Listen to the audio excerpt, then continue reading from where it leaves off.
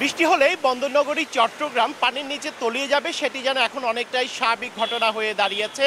গত রাত থেকে টানা বর্ষণে বন্দরনগরী চট্টগ্রামের নিচু এলাকা থেকে শুরু করে বিভিন্ন অলিগলি পানির নিচে তলিয়ে যায়।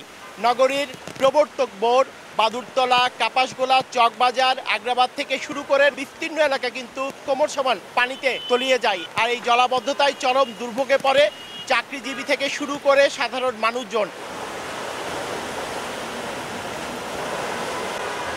হাসপাতালে আমার রোগী আছে সিএসসিতে, ওনার ডাবের জন্য আমি বের হয়েছিলাম, কিন্তু আসলে পানির দুর্ভোগের কারণে আমরা কোথাও বের হইতে পারতেছি না। ড্রেনেজ ব্যবস্থা ভালো না থাকার কারণে পানি জমে যাচ্ছে। হালকা বৃষ্টি হলে পানি হয়, অতিরিক্ত পানি হয়।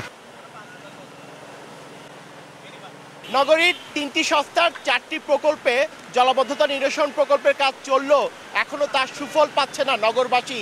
আর কত সময় পার হলে এই জলাবদ্ধতার হাত থেকে নগরবাসীর পরিত্রাণ মিলবে, সেটি এখন যেন বড় প্রশ্নের বিষয়।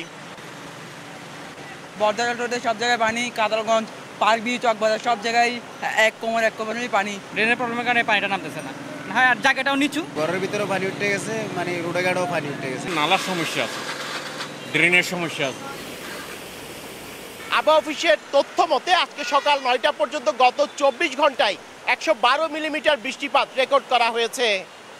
নগরীর প্রবর্তক মোড় এলাকা থেকে পার্থ প্রতিম বিশ্বাস, সময় সংবাদ, চট্টগ্রাম।